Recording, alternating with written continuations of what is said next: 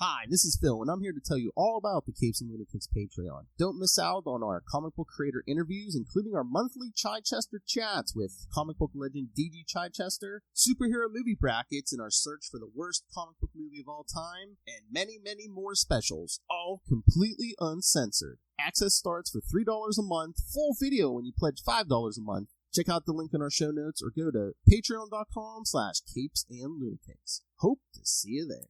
This is Luca Perich, and you're listening to the Capes and Lunatics podcast. Exciting times to be a pimp. That's right, Ray. Alright, kids. That's right, it's the end of the month, so you know what that means. Another episode of the Scarlet Spider. So, let's get into it. I am Phil. Joining me, as always, on these things, it is Mr. Podcast himself from Australia. It is. Oh, hello, everybody. I've noticed I got the wrong name there as well. I'm the Scarlet Pimp. Ray, coming back for another Scarlet Spider episode. Always pumped. Got Venom, got Punisher tonight. Alright, and special guest, we have Dave from the Signal of Doom. Hello, Dave.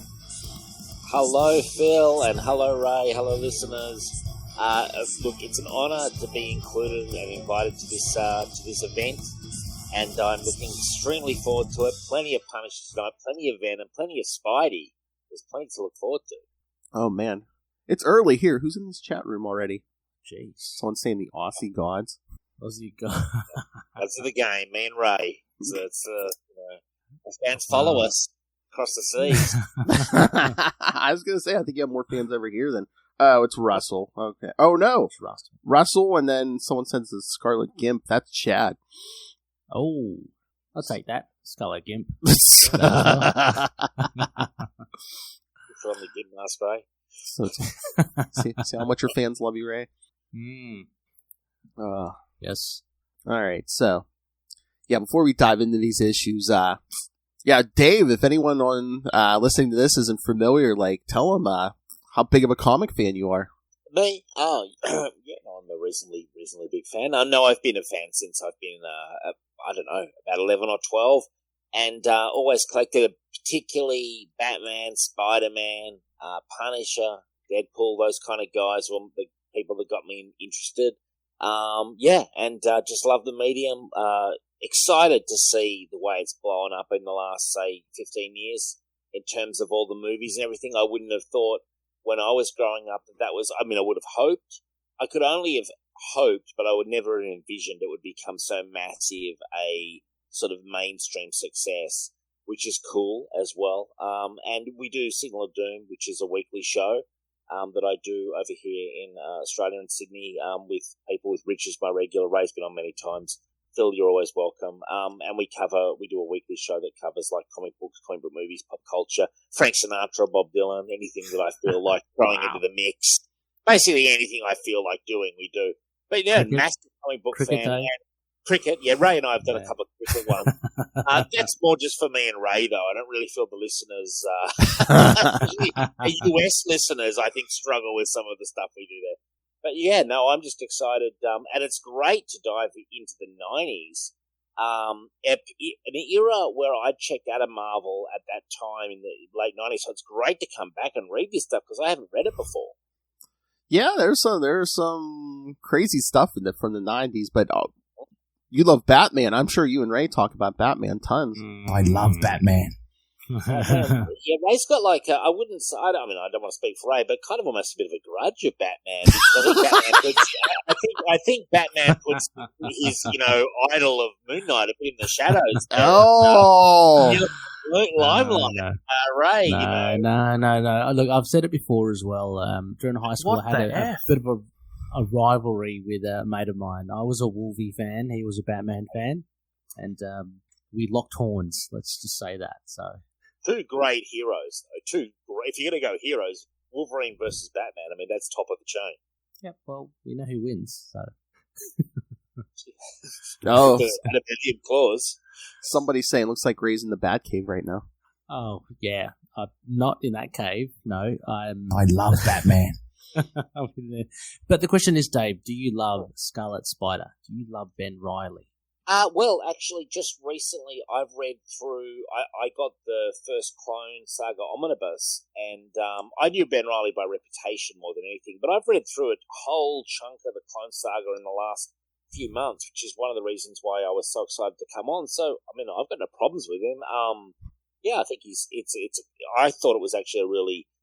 We've had a couple of people on, like James DeMatteis and Tom DeFalco, and I think that it was a really good idea and a good story that just got spun out too long with marketing. But there's plenty of gold in it, and I've got no problems at all with the character at all.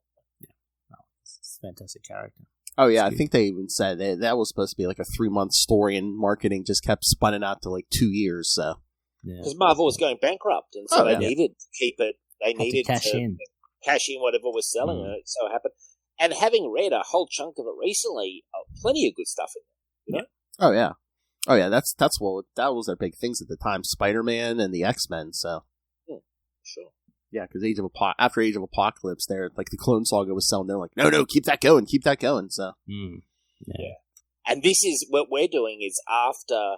It's actually slightly after what I'm up to, but it's when Peter's gone his own way and Ben Reilly's taken over. So it's a slight costume change that I didn't even notice until people kept mentioning it in the story, and I was like, oh, there is a slight change there. Yeah, definitely the torch has been handed over to Ben. Yeah. We did some of we did the lead up to it. So this is the Spider-Man now, but you can see you'll see Dave as well. Like heroes and public alike are kind of like, who is this guy? You know, he's slightly different, and his enemies, which we see in these books as well, like Venom notices differences as well. So yeah, and Frank calls him out on it too.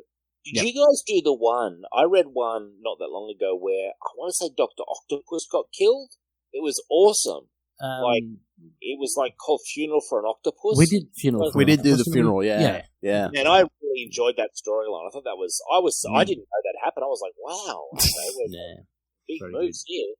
Obviously, he came back. Yeah, they did it like a new female octopus, and after the Clone Saga, they like brought the original back, of course. I enjoyed that story. I liked it when they were teaming up together. Both of the Spider-Men were teaming up. It was kind of fun. Crazy Spider-Man, Dave. The Pain. What was it? Spider-Side? Oh yeah, Spider-Side. The one that could like shapeshift and stuff. Yeah. I enjoyed Pain as well. Yeah, Pain was good. In the shadows a lot. The lurker's lurker, Dave. He would lurk upon people that were lurking. He would, yeah, exactly. Yeah, he would. And my favourite, which Ray, you know all about, and I get James DeMatteis on, Judas Travel.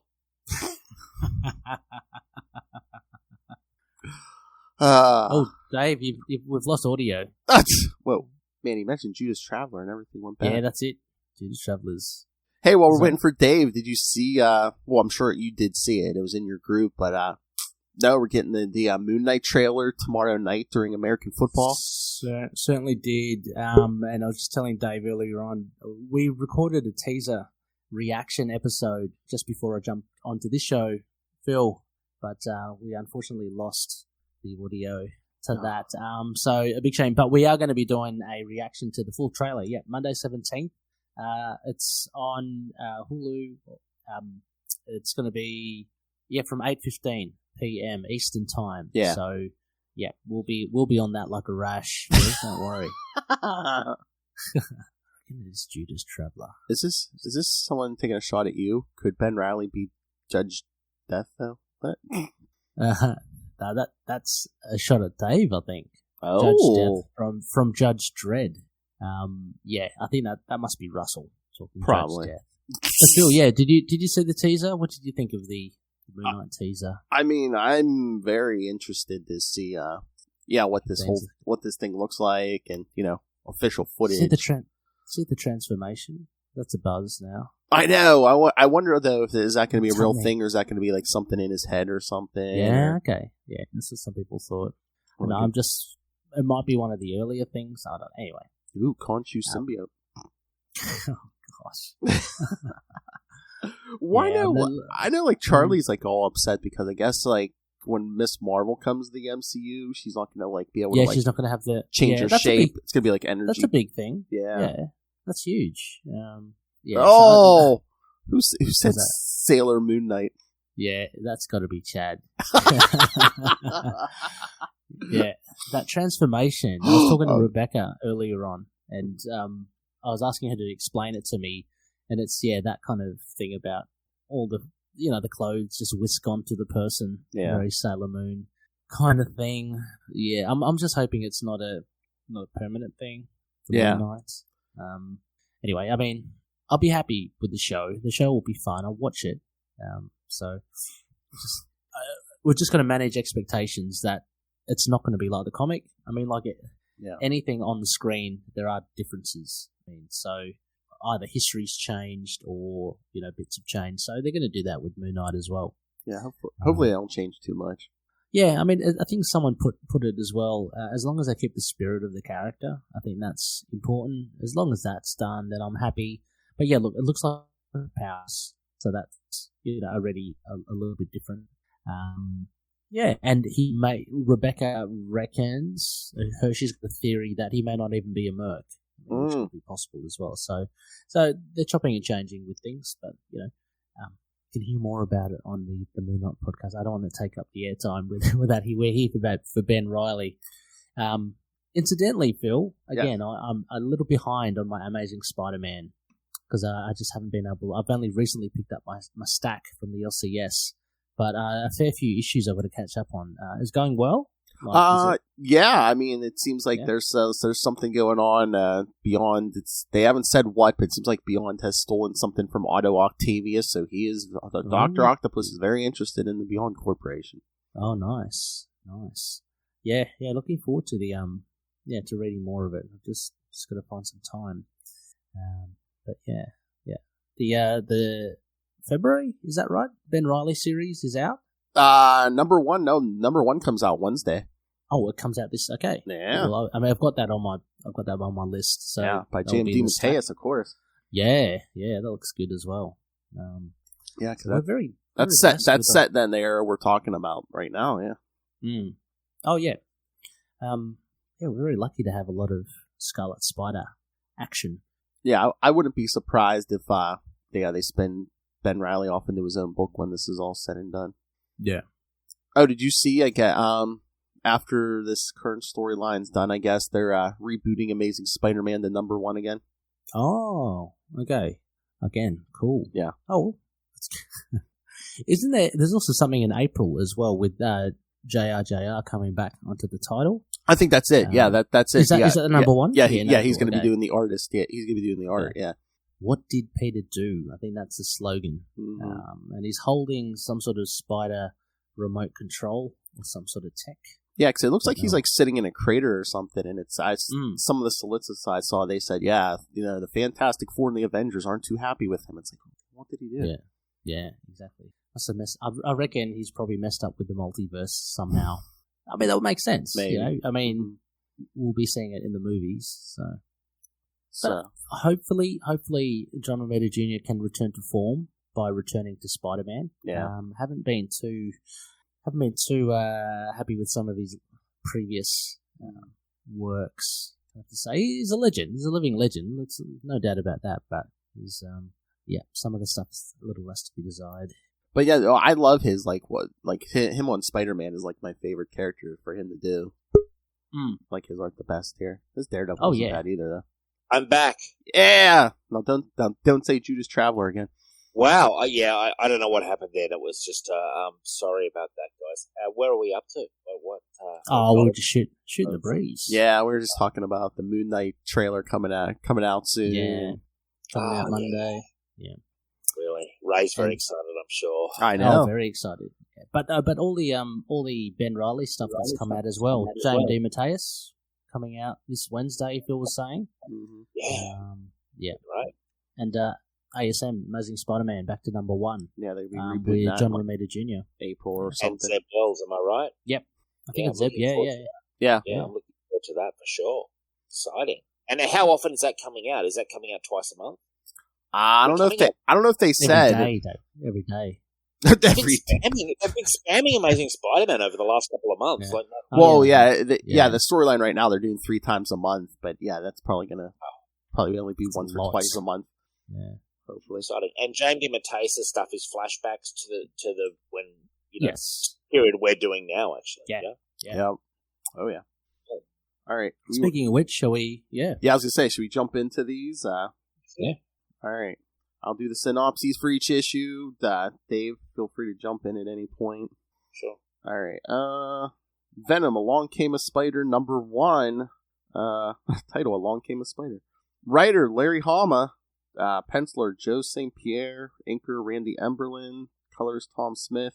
Letterer, Susie Crespi and Caroline Wells. And editor, Tom Brevoort. Oh yeah, are we going to do the backup stories too? I've read them. Okay. Yeah, I've read them as well. Yeah. Okay. Yeah, 'cause those are interesting. Cardsman, all that stuff. So yeah, cover Library. date January 96. Nice. And Hootie and the Right. Blowfish was a big thing. Oh my. Hootie and the Blowfish, Sinatra, you're all over the place. Yeah, everywhere. All right, so after laying low following the symbiote invasion of Earth, Venom emerges from the sewers in order to check in on his ex-wife. Who checks in on their ex-wife? Anne Wang. Having tapped into a subway phone line, he tries to call Anne at her home. However, he is unaware that Anne is in police custody and they have tapped her phone. Unfortunately for Detective Clark and Steen, Anne refuses to aid them as she believes that Eddie Brock means well. They remind her that there are a stack of police warrants in both San Francisco and Chicago that convinces them otherwise. As the phone rings, Eddie wonders if Anne is avoiding him after he allowed his symbiote to bond with her. However, the symbiote suggests that she will want them back after getting a taste of being bonded with the symbiote. This response confuses Eddie, but he doesn't think on it as long as Anne finally answers the phone. When Anne starts calling him Edward, a name that he hates, Brock becomes suspicious and sends his symbiote through the phone line. Sure enough, Yep. yeah. Awesome. Like the Atom. I know. I don't know. I mean, I guess is it possible? But yeah, this or like when the Atom does it, I'm like, could you? I'm like, really? Can you? I think the Atom has got more chance of doing it than Venom. Yeah. Oh yeah, the Atom can shrink to like a subatomic level. Yeah. Venom would have to have had like super speed to like do this, like phenomenal speed. So yeah, She doesn't normally display. yeah, exactly. I mean, as much as he is now, Venom was like a huge thing in the '90s. So I mean, they gave it whatever power it needs. It seems like. Yeah. Sure. And can I ask, is the ex-wife, is that the name of the woman in the movies? Yeah. Yes, yeah. Because that's Yeah. clever. Because I also noticed in the movies, the corporation, whatever it was called, was also the corporation. Because I've been reading some of the '90s Venom comics. Oh, the Life Foundation. Yeah. Yeah. Yeah, that's clever. I like it when they do that kind of stuff. Like, Oh yeah, they threw a lot of stuff in, especially the second movie, like that place they had Cletus Cassidy locked up. That was from the comics too. yeah, and stuff, Raven. so. Is it Ravencroft. Yeah, wasn't it? yeah. Ravencroft. Yeah. And I even like enjoyed those movies. like the orphanage and stuff he was in, like in the beginning. Yeah, that was all. Yeah, that was all comics accurate. Yeah, I want to shout out someone who's really, really worth shouting out. It's the guy with the mustache operating the phone line at the police station. I love this guy. He's just he's just like so over it. He's got no emotion other than just getting the job done. True depiction of an employee. Oh yeah, especially Yeah. New York police. Oh yeah. So he sends the symbiote through the phone. The symbiote comes to the phone and begins bonding to Anne again. The bonding between Eddie, Anne, and the symbiote suddenly caused the three beings to feel absolute ecstasy. Oh, yeah, this is a '90s comic, I guess. So. Yeah. It's almost a bit sexual. I know. Oh, very, very sexual. Yeah. All right. Meanwhile, at the Daily Grind, Ben Reilly overhears some patrons trying to make some sense of how many Spider-Men are active in New York City. As he leaves, Ben can't blame them for being confused, but as his life has become incredibly complicated recently. For years, they go into the whole thing. Ben thought he was a clone of Peter Parker until tests proved that he was the original. Sure.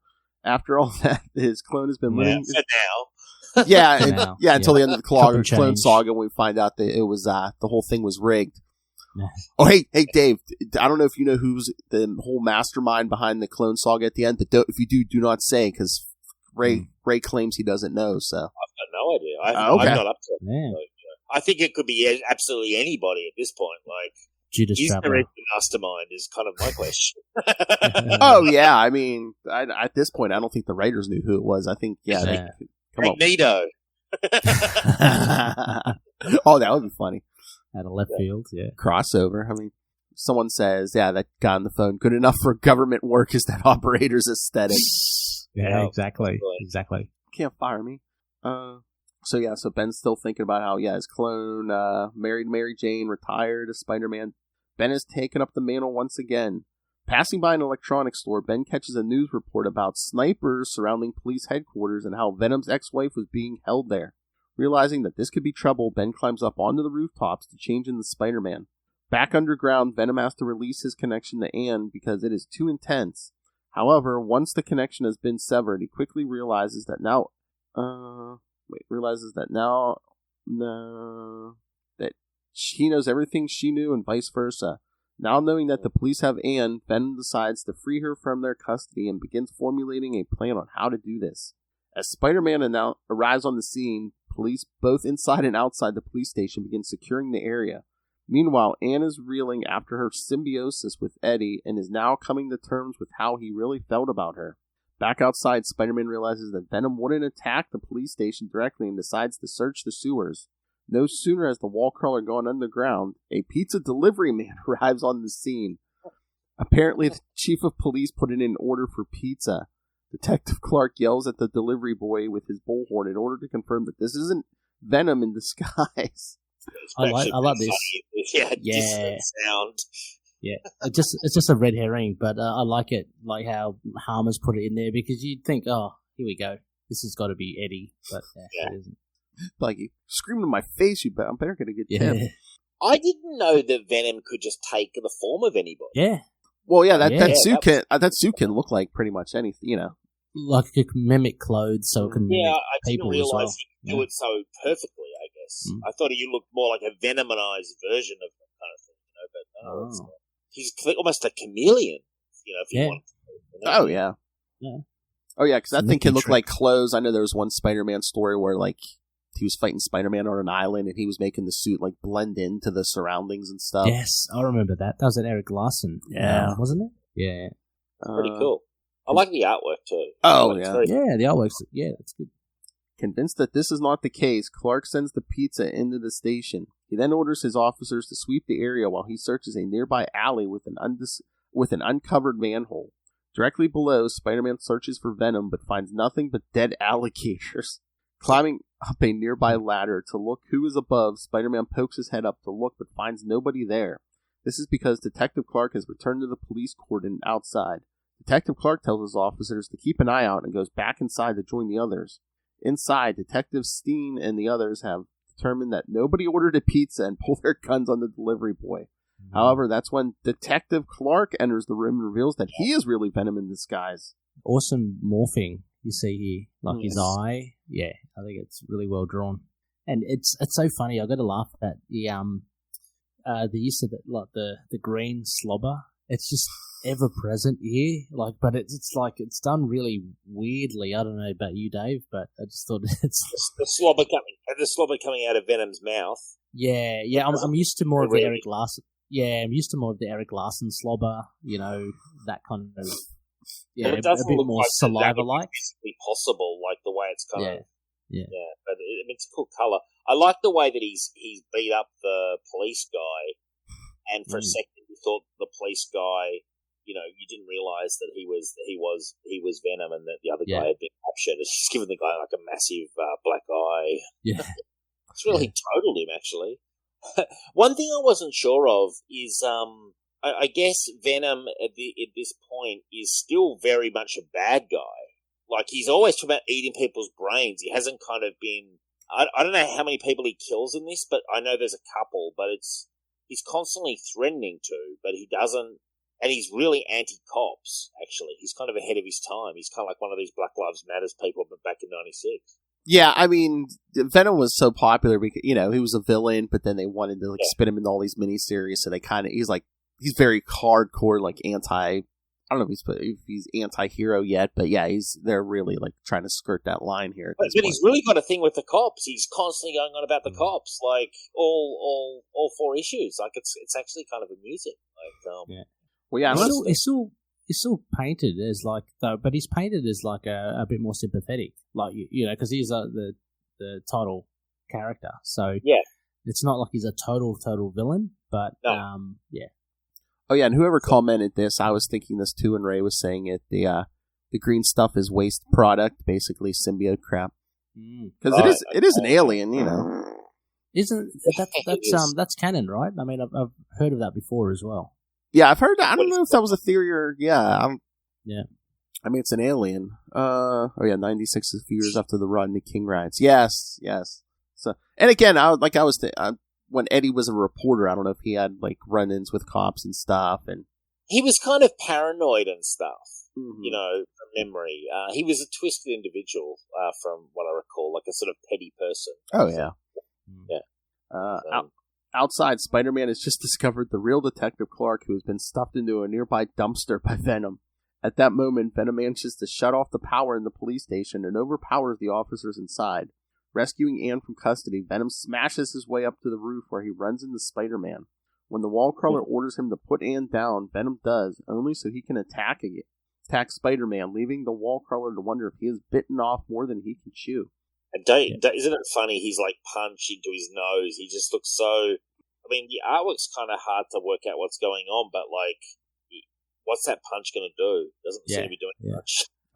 It's almost, there are little bits of Todd McFarlane in this art as well. Not as detailed, but just in those sorts of Spider-Man poses and Venom being 10 foot tall and that sort of stuff. Yeah. He's really big in this picture, and I noticed that the difference that I'm noticing in his costume, Spider-Man's, is that it's black, on the front. There's no blue.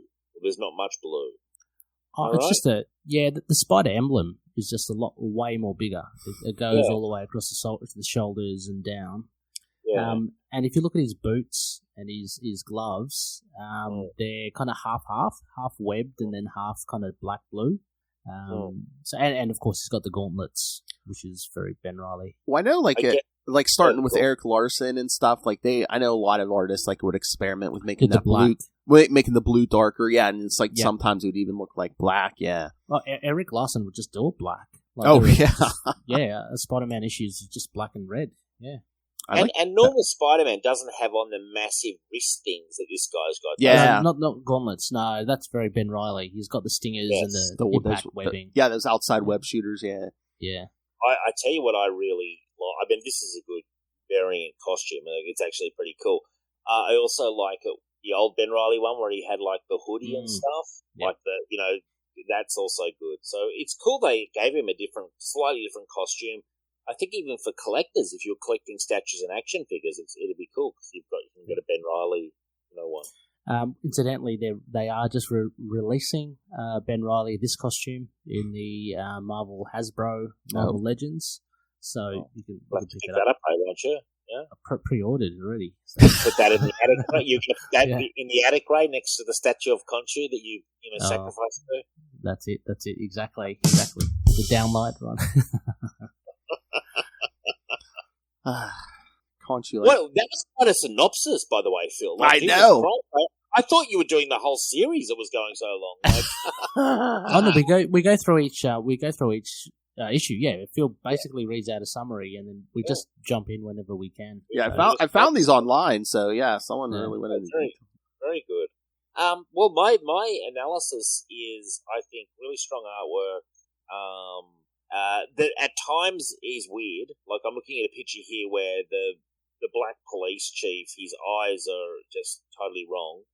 But it's a very cartoony kind of style of artwork. But I actually enjoy it, and I do find it makes me think of the late 90s and Spider-Man, and this is good fun times. And it's Venom, so it should be a bit cartoonish. It kind of fit the title, I think. Yeah. Oh yeah. Yeah. I don't know. Do you think Should I read all the synopsis, or do you guys just want to talk about this series as a whole? I mean, it's... I don't know. Yeah, Dave, what? Yeah? I don't care. Like, I don't think you need to go through in such Okay, that's fine. Yeah. Because we do have like we do have backup stories as well. We've got quite a bit to, yeah. Oh yeah, what did you guys think of these the backup stories where we get like a new symbiote and ties into the new Warrior stuff? At first, when I started, because this was a long issue, and when I got to the end of Venom, I didn't realize there was going to be a backup. And often with the backup, when I look at the creative people, I don't know any of their names, so I'm like, oh, this is going to be a grind.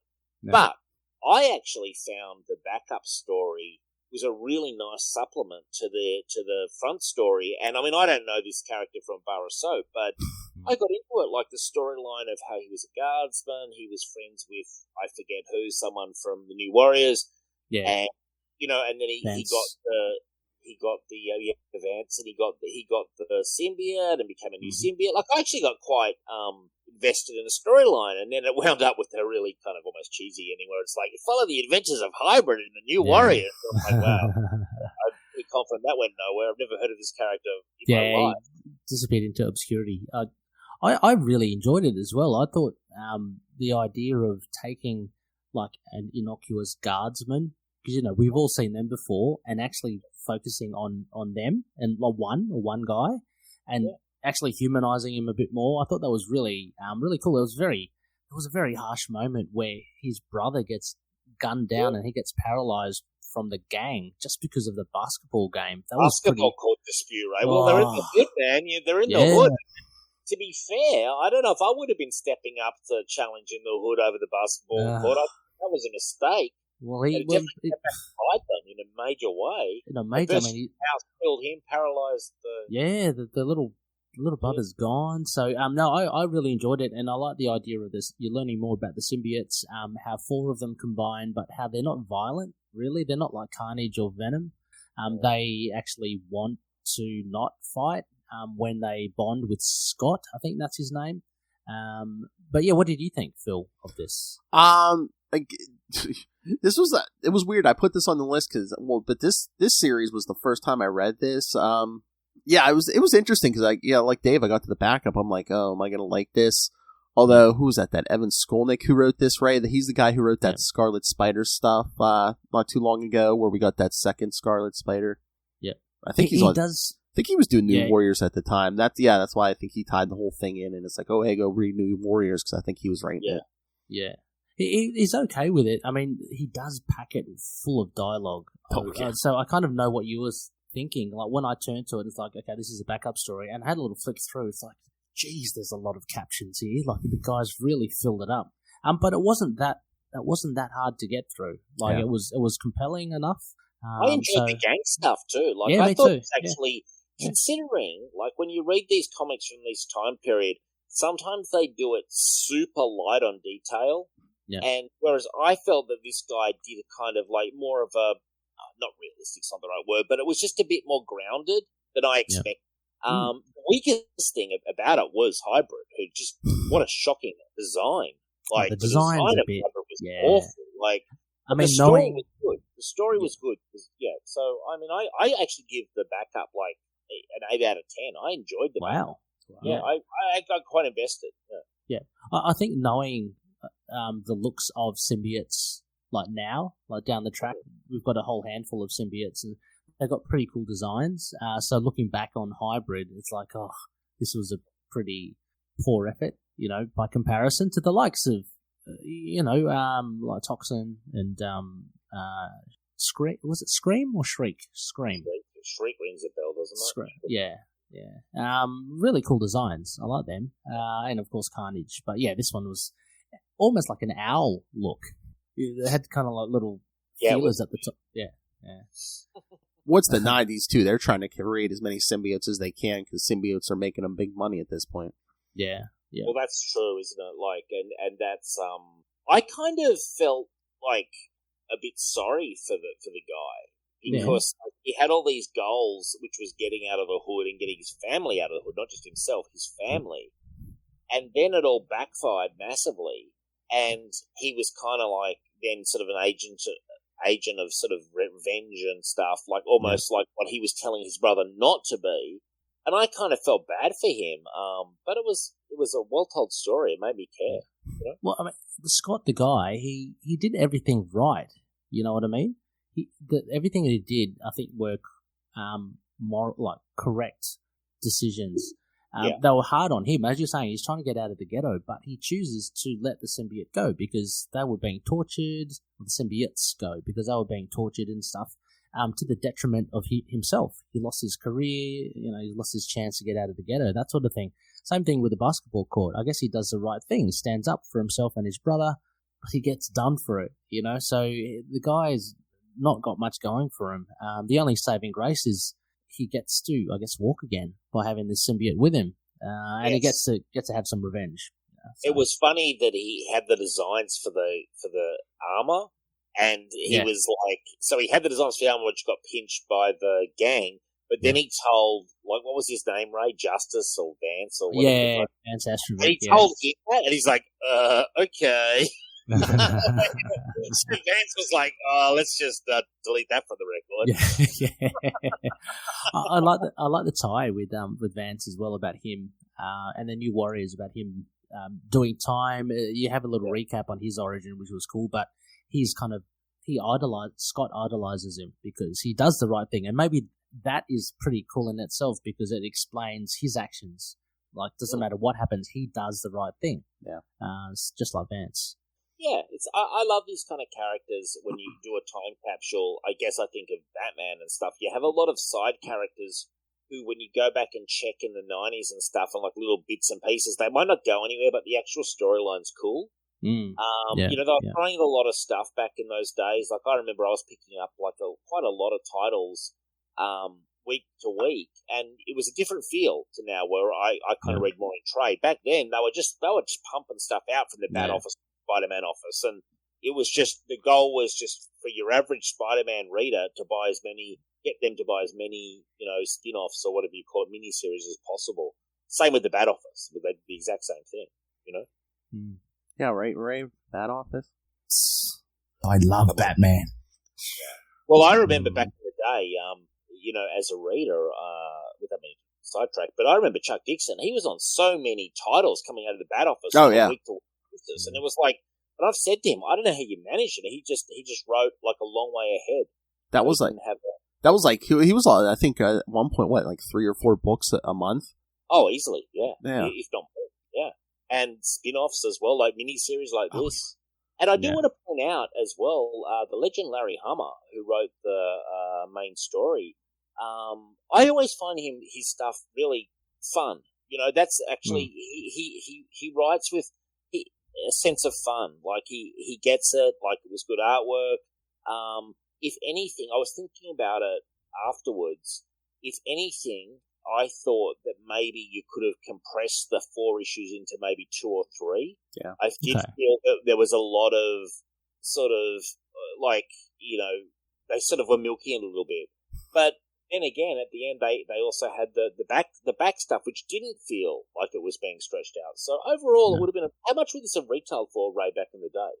I was just looking. I was curious because this, like you said, this was bigger. This was what, like 40 some pages. It was only like, it looks like it was only $2.95 for like 40 some pages. So 40 pages. That's pretty good. Yeah, compared to today. Back in the day, you're getting value for money. Right? Yeah, definitely getting value for money. So but sorry. But I was going to say the main story gets crazier and crazier. Ray, you probably don't remember. Like, I was reading, like I said, this is the first time reading this, and that crime boss we eventually get to, LD50. I'm like, why does that name sound familiar? Because I think he even mentioned, but then he mentions it in the story. It's like a Avengers arc. I don't know if you remember, Ray. We did that like early on the Quantum Zone.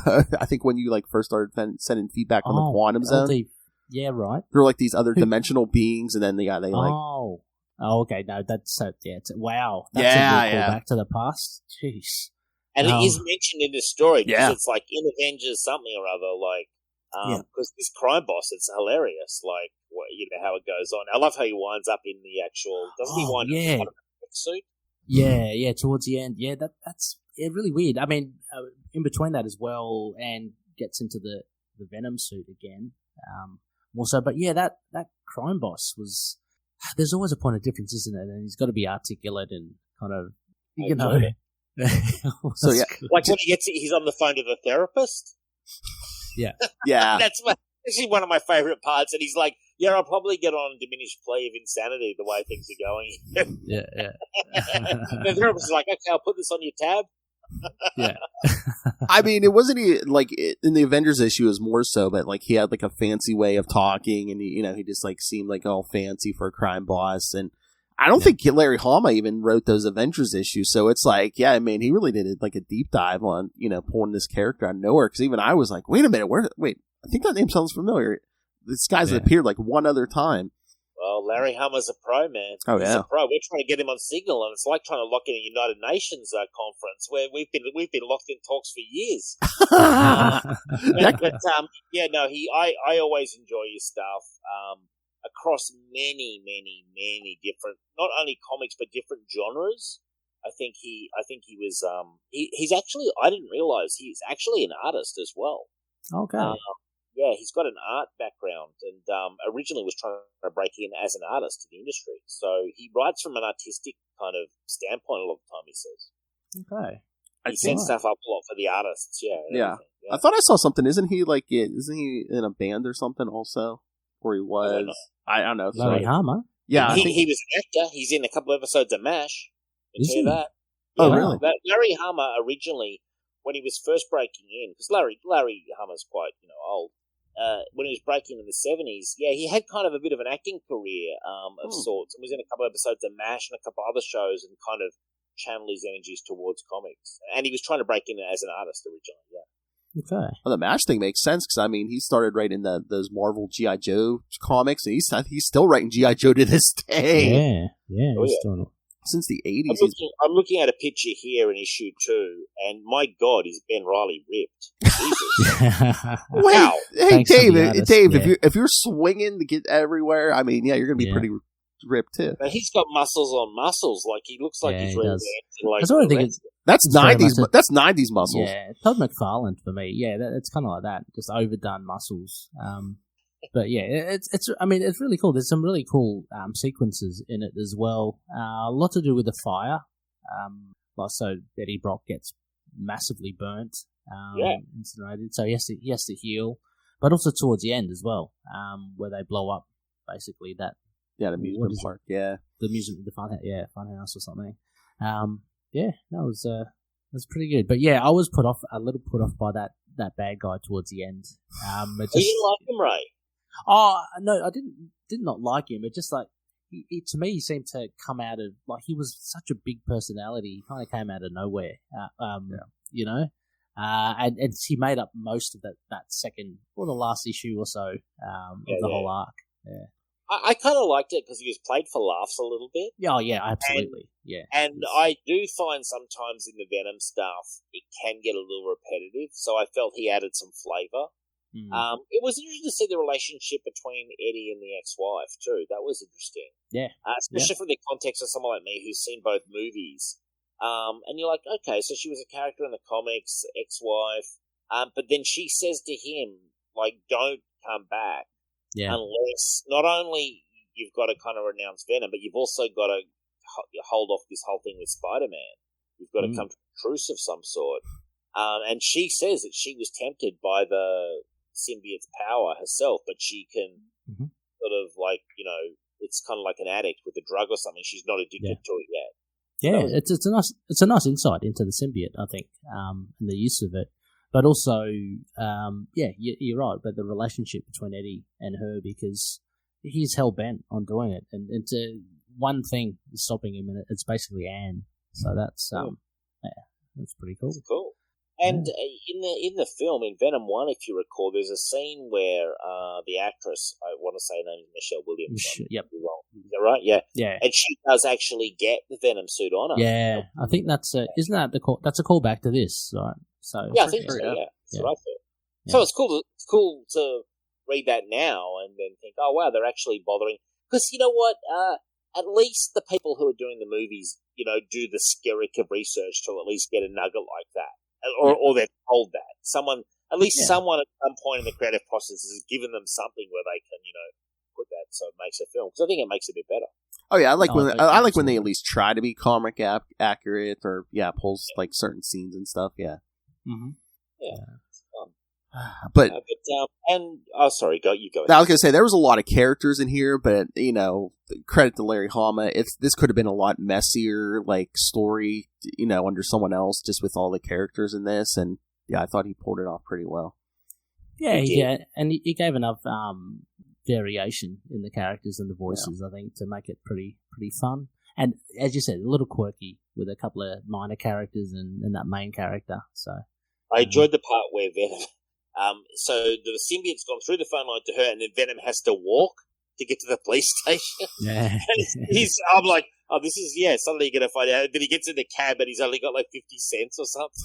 Yeah, that's good. I thought that was funny. I thought that was a good sort of joke. Really, yeah, it's good. Like I would have, if I didn't pick this up at the time, but if I picked this up back in the day, I'm sure I would have been pretty happy, because I think Spider-Man back in the day, if you were buying Spider-Man in this period, you were probably buying a few titles a month, at least 2 to 3. You wouldn't have just bought one title, because they were pumping out the spin-offs, Oh yeah, especially Venom. Absolutely. Venom was a big seller, so I think they were.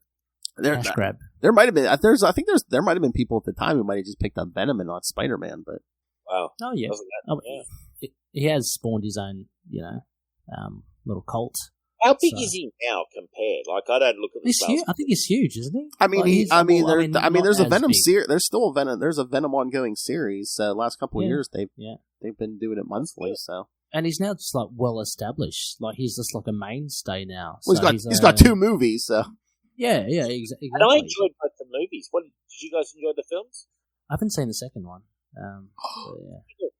I mean, they're good. No, I mean, I like some of the MCU stuff better, but no, I mean the Venom stuff's doable. I thought the second one was. I think I like the second one. Fun. Woody Harrelson steals the show in that second one. Oh, does he? Oh, nice. Oh yeah. Yeah, it's an I thought the second one was a slight improvement on the first. It's very similar movies, but yeah. I think you'd enjoy it. Ray, what are you doing, Ray? You haven't seen it, Ray? What are you doing now? Oh, because this was the whole time. This was the whole time when the cinemas were in lockdown and all that, and so I want to watch it in the cinemas. So I don't know if it's still out, but oh well, Ray, we'll let you off, Ray. You've got a lot going. Sex on the mind. 10 shows a week, But I was go ahead, Ray. No, that was it. No, I was just gonna say because I know Dave gave a grade for the backups. What did you guys think of the main story? Main story, I'm going to give a solid 7 out of 10 for the whole thing. I think it was good fun. I enjoyed it, and I give 7 out of 10 for the main story and 8 for the backup. Ooh, Yeah, I give a 6.5 to 7 for the main story. The backup, I'd give a bit more as well. I really enjoyed the backup. So 7.5. Okay. How about yourself, Phil? yeah, I think you guys are around what I would think, because I was surprised. Like, like the backup is probably, like Dave said, probably like an 8, because there was a lot of like emotion and really got it deep into this guy's life. And then while the main story's good, it's more like big 90s punch 'em up fun more than anything. So that's probably like 7 or 7.5. So yeah, it seemed solid stuff. Compared to the backup story, it's a little bit more disjointed, like with the whole kind of thing. Whereas you can just read the backup in the 4 issues like seamlessly because it just carries on. It's a little bit bumpy in the other one. By the way, I just want to say I've got the Venom omnibuses. So I've got 3 of them, and I'm pretty confident this would actually be in one of them. Because it should be. I know Daniel Way's run is in the 3rd one, which is much more in the 2000s, so anything in the 90s would be included. I love those things. I threw them on the shelf. Michelle's like, really, you're that big a fan of Venom? I said, believe it. Believe it. Like, these aren't going anywhere. These will be buried with me, basically. That's it. like Ray with his Ray will be buried with his holding Khonshu like statue or something. Oh please, he's gonna be cremated. Those ashes are gonna be put in that Khonshu statue and like dropped into the ocean or something. And I wouldn't surprise me if Ray's training his kid right now to be the next Moon Knight out there on the I'm learning about resurrection, that sort of stuff. So. It's not the end. What was it, Ray? What did you say to me? Ray said something to me. There's someone, I forget, what was it, Ray? What's it called? The multiple personality thing, and there's someone's getting like a consultant to Marvel. Oh yeah. One of the people in the ITK community, they are part of a DID system. They have DID, and with our talks with Jed McKay, managed to get a foot in the door for them. So they will be consulting with Jed McKay just with how to portray DID, in comics to get it a little bit more accurate. The character, yes, Ray Mark Spector, he's got it. Like so, sometimes he's the cabbie, sometimes he's the playboy, sometimes DID, yeah. So that's pretty cool. Yeah, I mean, so that's pretty. I mean, it's not. I think it's just an informal kind of consultation, but for anything to get more accurate representation, Jed McKay did that with Judaism, I guess, with Mark Spector as well. He has some mates who are Jewish, and how can I get a gig? How can I get a gig? I want to get a gig, right? That's basically what we're Jed McKay. Well, if writers need to know about Conan, Dave, you can just I'm available, but I want to be paid. I forget this free shit. Pay me for my time. Product or cash. I mean, it doesn't come for free. I'll say to them, look, I'll give you half an hour, but you've got to give me something. On the clock. I'll start the clock now. Free comics, Dave. Would you work for free comics? Oh. Possibly, yeah, or even a statue. Oh. Nice. You haven't thought about this at all. I'm available. There's a price tag attached, but I'm available. I'm very excited about the next one, by the way. This let's get to that. Family plot. What a weird one. Can I just say that? Strange. And the weird thing too is like it's 2 issues. I mean, Tom Lau writes both of them, but it's like it's so weird, like the art, because the first issue has like 4 artists, and then there's a completely different artist on the second one. It's so disjointed. Yeah. I got that sense. I loved it, guys, by the way. I was so into it, because I'm a huge Punisher fan, if I haven't made that perfectly clear. Sure. And I was aware, purely because that I haven't read this, I knew that it wasn't peak Punisher, because I've read all the Mike Baron, all the Chuck Dixon, all the Carl Potts, and all the Ennis. And so I knew this was in the dark age when they were just segueing. But that said, this was when Punisher, I believe, was somehow involved with the mob, which is a weird storyline. And that's really weird. It's just like he was going to the electric chair. They were going to give him the electric chair, but he gets he gets freed by this mob family, and the head of the mob. I don't know if he's dying or something. He wants Frank to take over the family, and Frank's like, "Why would I do that?" He's like, no. He's like, you run my family, and you can use my mob to take out all the other mobs. So it was one of those things. Yeah. Oh, I see. And I believe it might have been John Ostrander's run that covered this, because I know the Ostrander run, it's not particularly well regarded by Punisher diehards, but obviously John Ostrander, very highly regarded writer.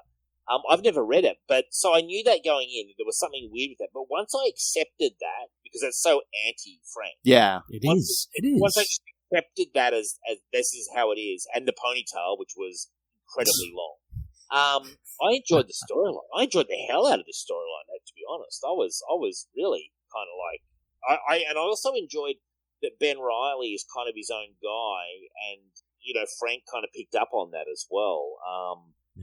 And you had Ben working at the coffee grind place, whatever it's called, and Daily Grind.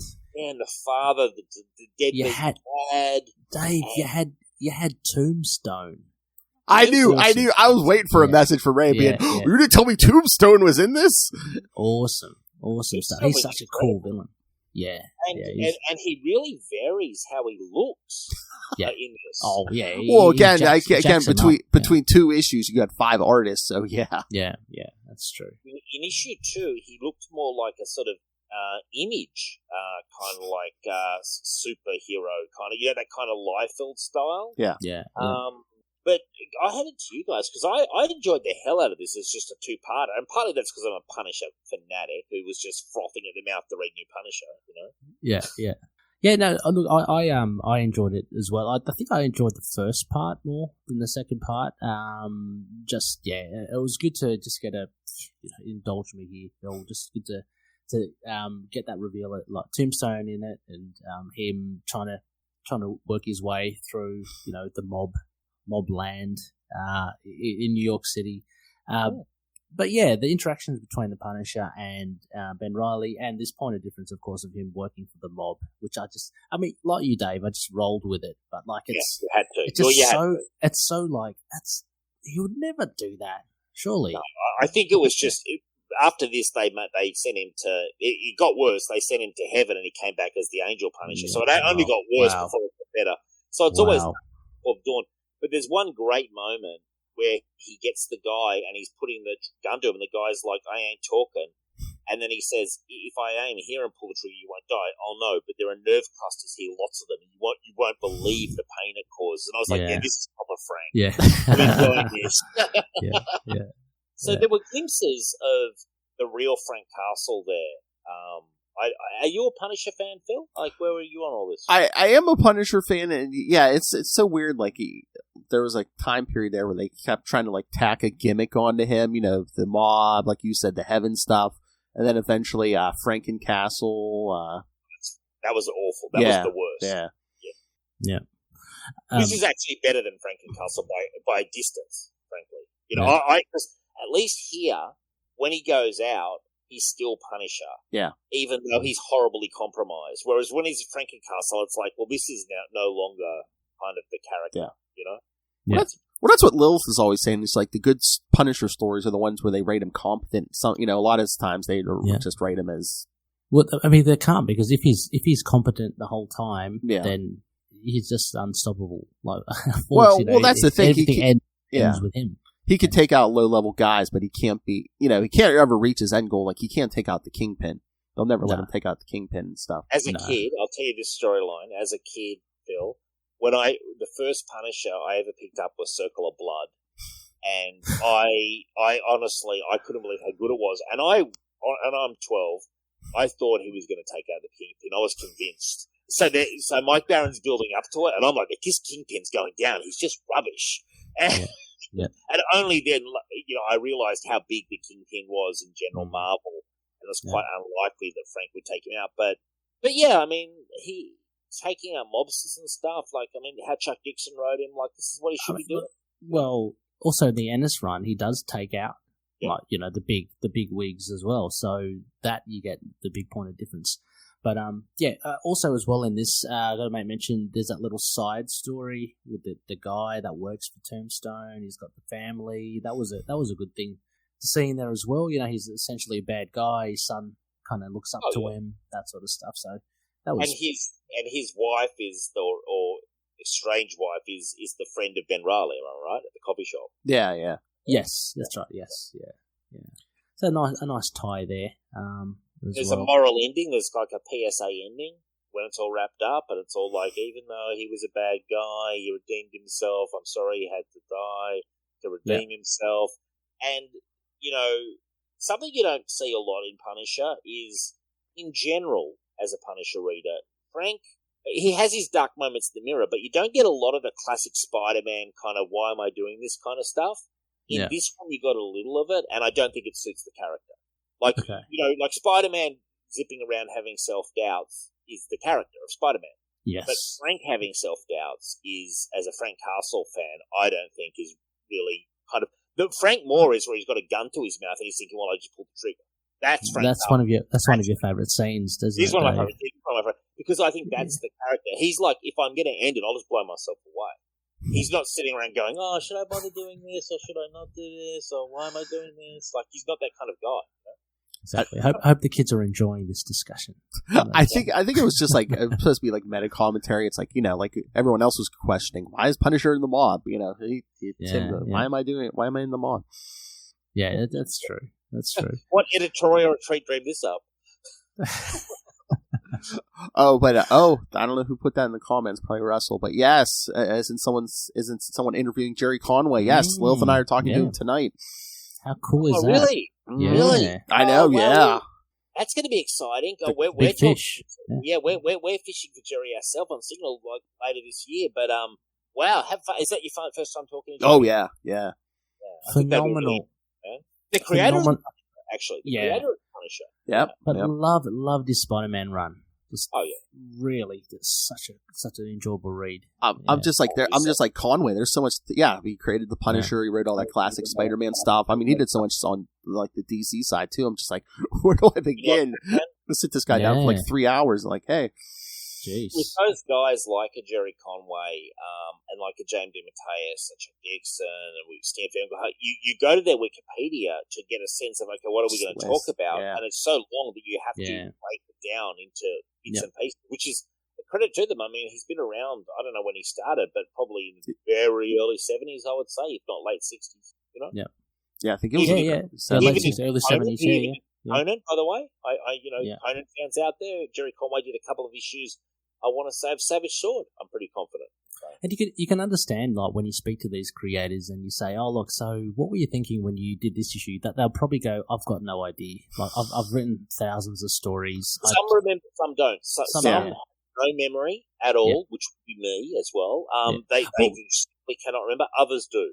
You know? Well, for particular stories that probably were closer to their heart and that sort of stuff. But I can imagine, like, with the thousands of stories that they wrote. I mean, how do you remember? Well, the funniest is when we were talking to Mark Waid and I asked him a question about some issue, and he was like, you know what? He's like, I don't remember. He goes, I remember other people's stuff way more than I remember my own stuff. Yeah. Well, and I can't. Your own work. How if someone had to ask you in detailed questions about a decision you made, say 12 or 15 years ago, I would struggle to remember the ins and outs. Oh yeah, absolutely. There was another creator I was listening to. I can't remember who it was, but he actually was surprised when the host said, "Oh, so like you created." It might be Capes and Lunatics, Phil, but the host said, "Oh, and you created this character," and the creator goes, "I don't remember." Creating that character. Oh no, it was the Silver Surfer. I think it was on Tomes of Evil. They spoke to Ron Mars, and Ron Mars was talking about some characters, cosmic characters, and I think Russell and Justin talked about a character, and he goes, "I don't remember creating that character, but I'll take it." So. Hey! I just finalized it last night, so I didn't even put it up on social media or anything yet. Tuesday, Will and I are going to be talking to Ron Mars. So. Oh, nice one. Nice. Love his Green Lantern run, man. I'll always say, Ron Mars, thank you for that Green Lantern. Oh, yeah, that's what we're going to be talking about. We're going to be talking about Green Lantern, and he's got a Silver Surfer miniseries coming up. Yeah. What's it called? It's like Rebirth or Rebirth, something? yeah. Yeah, with Ron Lim. Classic team. I think they said it's set in his Silver Surfer run in the 90s, that's too. Awesome. So. It's got to get it. That's I really liked Ron Mars's what I've read, and he's that Green Lantern run was just fantastic. He's good with Cosmic. I mean, I only know him from Cosmic stuff. Very good. And he's still around. He's still, as you say, he's doing this thing now, and he's actually been reasonably prolific in the last couple of years. He did some stuff at DC recently. Yeah. There was an event, I think it was called Endless Winter, that he was behind. So writing. Oh, okay. Right. Yeah, nice. Yeah, no, fascinating. Are we giving scores here? Because I'm looking at issue 2, and in issue 2, Joe Bennett comes on. I know, I saw that. A far cry from his later work, like his current work now, but still solid, right? I'm actually reading right now, apropos of Joe Bennett, I'm reading Supreme, because we're going to do a big single episode on Supreme with a couple of people. And Joe Bennett is the artist on the modern stuff in Supreme, like the current day stuff, I should say. Mm-hmm. I enjoy his artwork, and I enjoyed his artwork here. And I really like the storyline with the kid. Like it's really image like Tombstone has a radical change in appearance. But I'm going to surprise you here with my score. Are you ready for the score? Mm-hmm. And by the way, I'm looking at the very sexy picture of the woman who works at the coffee store when she's just in bed. Yeah. Oh, yeah. That one. That one. He plucked that from the supermodel catalogue. I'm giving it a 9 out of 10 as a storyline. Wow. Really, and a lot of that is my Punisher bias coming through, because I was so excited to see Frank Castle with the ponytail.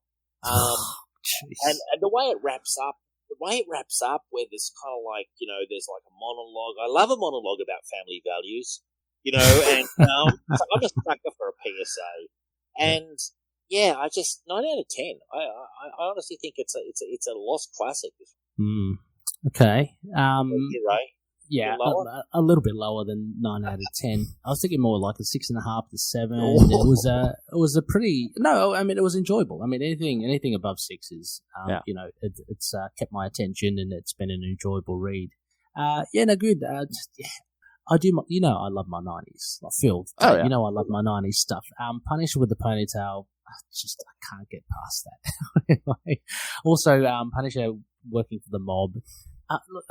It's not like look, I'm going to shout out at the top of the building that this is not it, this is not right. But it's just like, okay, this is a funny scenario. I don't know. I just thought I enjoyed Tombstone in it as well. And it had a lot of mob stuff, so that was good. To see a bit more, a bit more Ben Reilly stuff in there would have been good. I like the connection. He kind of takes over, doesn't he, Ray? Punisher kind of like... Yeah, well, because it's very much street level, right? So, apart from Tombstone.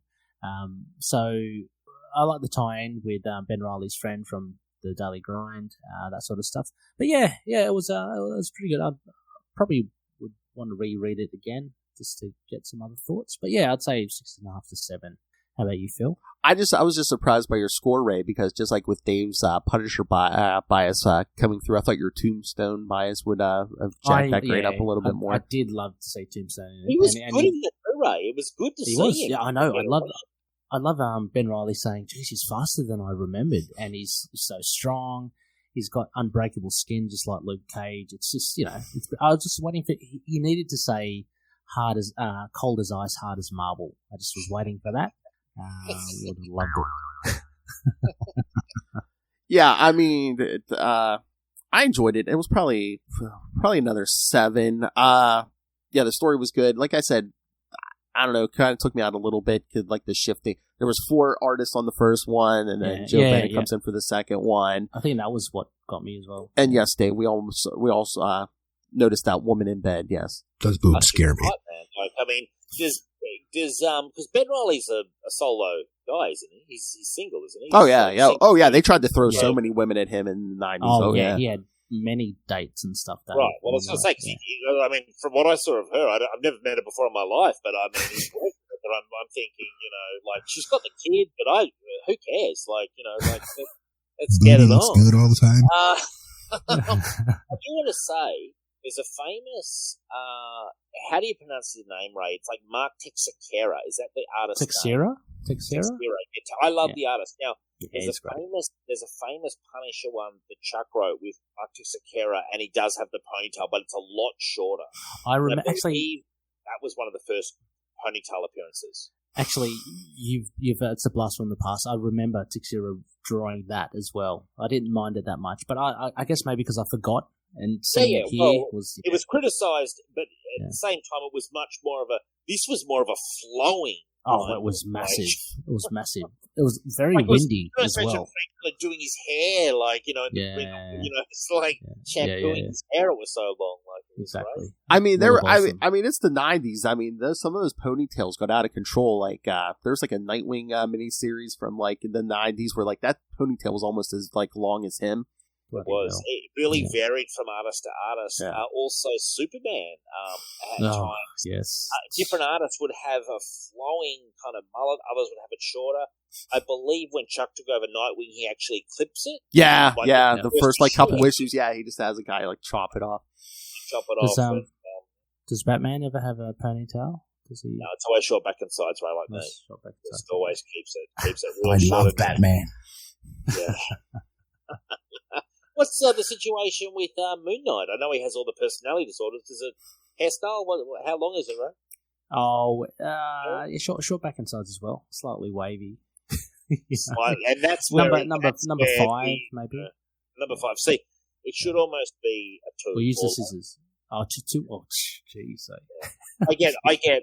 What do I get? I get a 2 on the back and sides, and I get a little bit up top. Cap on, but I think if you're a 2 on the back and side, that's pretty short. 2 on the back and sides, man. Yeah. Okay. Wow. Every 4 to 5 weeks, my friend. Wow. Okay, here's some contenders. Blaze's ponytail was hot ridiculous. Yes, Johnny Blaze back in the 90s. I love Johnny Blaze's ponytail. Oh, yeah. He did have a long ponytail in the 90s. Yeah, that's when he was managing the carnival at some point, wasn't it, or something? Yeah. Volume 6 Moon Knight was long. Well, what was Volume 6, Ray? Volume 6 with Bendis. Oh. An awful Bendis run. That wasn't that long, I think. Volume 5? No, Volume 5, the Houston run was a bit long. I'll make a comment right now, and I don't care unless Marvel's listening. Bendis' Moon Knight was maybe the worst Moon Knight I've ever read in my life. It was just awful. Bendis, Bendis, I thought he hit rock bottom there. He proved us wrong. He could actually go lower. But... I would say he's done a lot of worse stuff. So he has. Yeah. Look, the only ponytail I guess, I don't bat an eyelid at is Wonder Woman's? No, Doc Samson. He's always had. Oh yeah, he's always had long hair. He looks good. Yeah. Some people can. Well, even I want to say at times, maybe I'm thinking of Doc Samson, but sometimes Hulk's hair gets a little long, doesn't it, at the back? It's a little bit bit scrappy. I think that was the artist as well. Like whoever the artist was, Savage Hulk, hair everywhere. Hey, whoa! Oh, I ain't. Yeah. Oh, it's great times. Yes. Great. Pleasure to be on. I've loved discussing this stuff, and Phil, you brought up issues that I've never read purely because I wasn't collecting Marvel comics in this time period. I was a Batman guy, but it was such a pleasure to go back, and it's one of the joys of the fact that we can go back with comics and read this kind of stuff. Yes, I thank you too, Phil. I now am a hybrid fan, so I'll be tracking down all the hybrid appearances. I think you'll find he's probably in about 2 more issues ever, right? Easy then. If you want to join us again, Dave, you're more than welcome. Oh, I'm happy to. Yeah, please. If you've got room for me on this Ultimate Spider-Cast thing, I'm more than happy to come on because this is I've read almost up to this. I've actually, they referenced a lot in the Guardsman story, Planet of the Symbiotes. Yeah. And I've actually read just past that, so I can't be that far away from picking it up. How long, I've got a question, how long did Ben Reilly stay as quote-unquote Spider-Man before they retconned that? Was it years or was it months? What was this? This was early 96. By the end of, towards the end of 97, was it like late October, I think, is when they... So about a year. Yeah. About a year. Yeah. Right, so I remember when I was reading Green Lantern and Batman I was a student, so I could only afford so many comics. And what put me off Spider-Man was just the sheer quantity, and I was already picking up a few Batman titles. But I remember when I was thinking about getting into reading Spider-Man comics that Ben Reilly was the Spider-Man, and I hated the idea. You know what I mean? Like, I didn't read the comic, but I was just like, this is just wrong. But I had the impression it didn't last for that long. Yeah, that's just, I think, just one of the detriments of Spider-Man, like the amount of titles is thrown at it. Oh yeah, at this point he had 4 monthly books. Yeah, I'm following these ones, but unless you are a sole Spider-Man fan, it's just hard to get them all, like with all your other stuff as well. So, but yeah, having said that, I'm enjoying the run so far. Just hope they don't have 3 a month every time for too long. Oh, you're talking about the current stuff, right? The current stuff, no, but just in general, how they always have heaps of titles of Spider-Man. Like, because back in the days, what's the current stuff like? Because I haven't read it yet. I've got to. It's good. Yeah, no, it's good. It's so Ben Reilly has taken on, legally, the name of Spider. Beyond this corporation have taken the name, obtained the name of Spider-Man. So Ben Reilly's the only one that can use it. There's a thing like that. Peter's been gravely injured, sorry Phil, if things have developed, because I haven't read the last few issues. Is he married to Jane again? Wait, what? Peter? Yeah. Is he? Phil, he is, isn't he? What? Peter Parker, married to... They're him and Mary Jane are together, but they're not technically married, okay. you know. Well, they're a couple.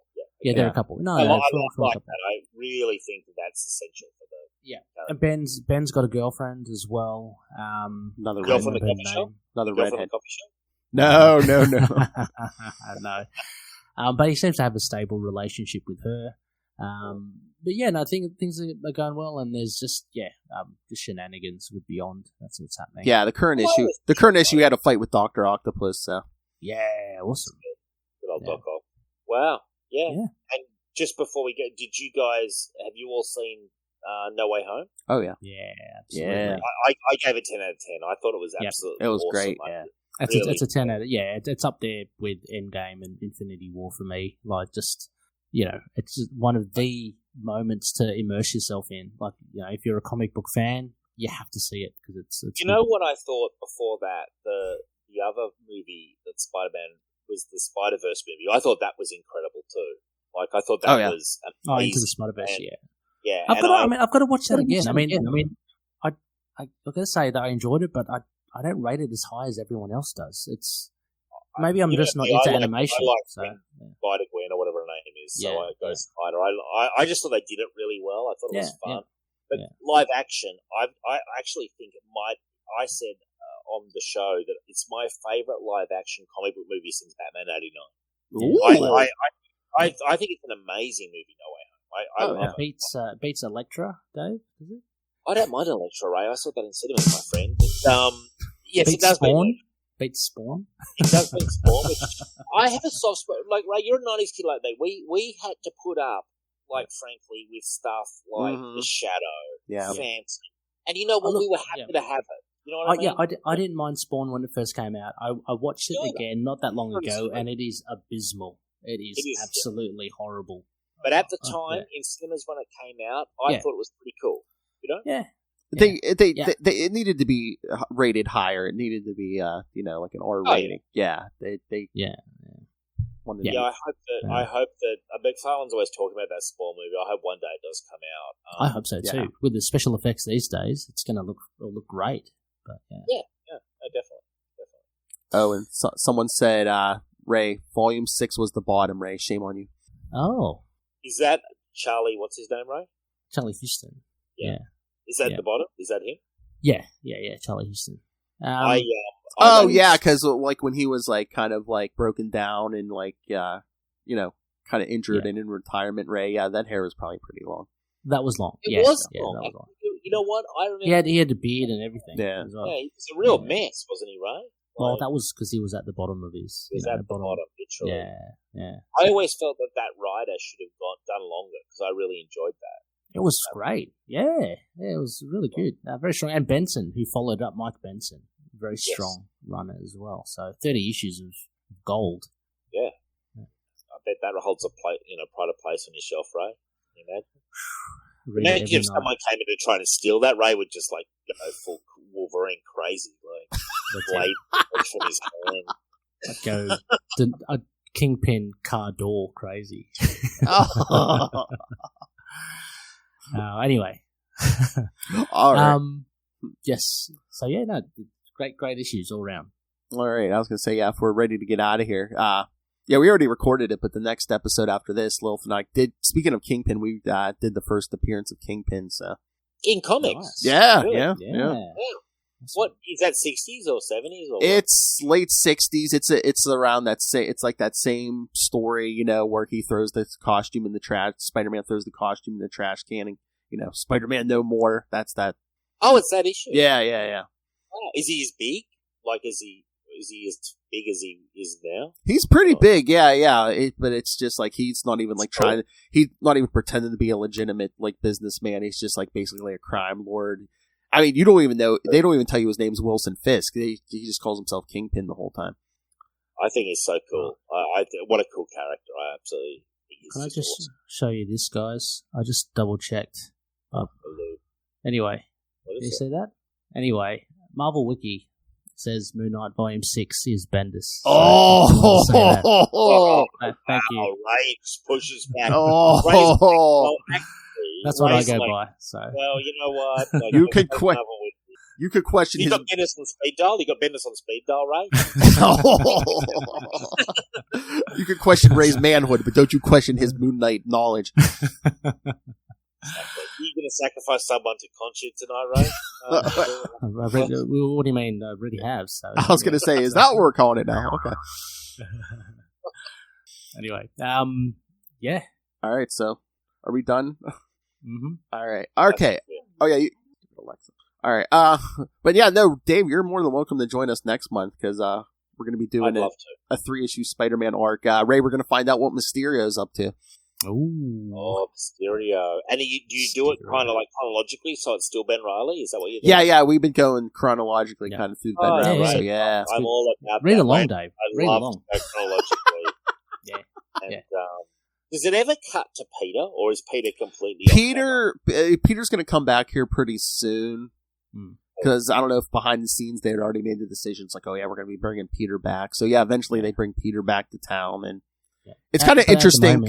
It's kind of interesting because like there's a miniseries with Peter where he loses his powers for a while. So when he comes back, he has no powers.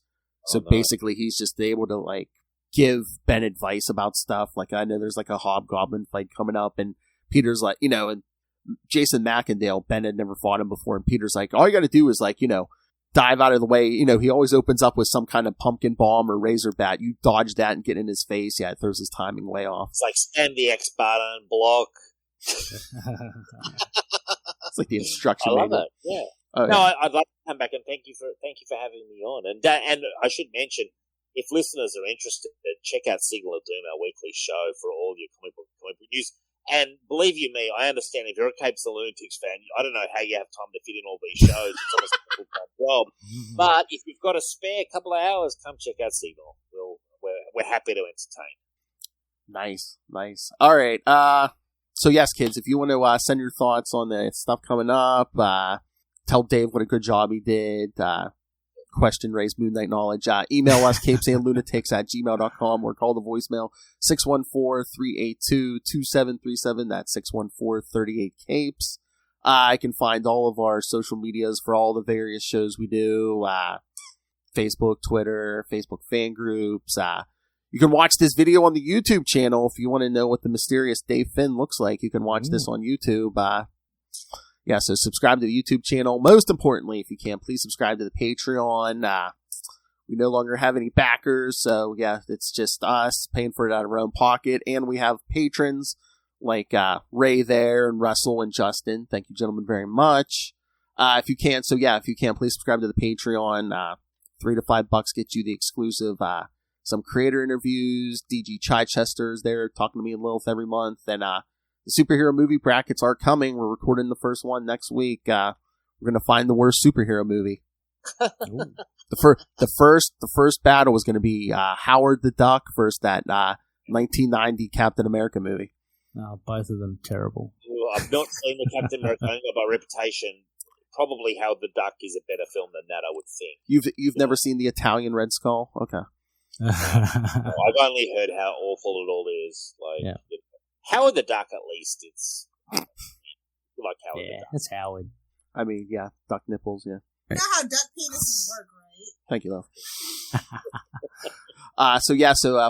Find that, or get yourself Capes and Lunatics and Capes and Lunatics Sidekicks merchandise. Everything is at Linktree, linktr.ee/Capes and Lunatics.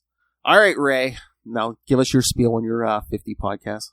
Oh, no. Look, it's very easy. At Ray Pod, REY Pod on Twitter. Just hit me up there, just with any questions, just for a chat. Always fun. But yeah, you can find links there to the other shows, Into the Night, the Moon Knight podcast, To Know Her Is to Fear Her, the Spider-Woman podcast, and Last Sons of Krypton, a Superman podcast, which we're going to be doing a commentary on Lois and Clark. Superman and Lois. Yeah. The season 2, episode 1. That is the current TV. The current one, yeah. Superman and Lois, I think it is. Yeah, Superman and Lois. I believe Doomsday's coming in this season as well. I read something. Yeah. Check it all out. A lot of fun. The Hard Master. Sex on the Mind. Okay, Ray. This one's for you. Hold on. Don't pull it out unless you're going to use it. That's true for guns and penises. Oh, wow. Somebody was trying to sneak it in. Lilith is a star, I've got to say. Oh, yeah. That's my shining star, yes. A pocket rocket. Whoa!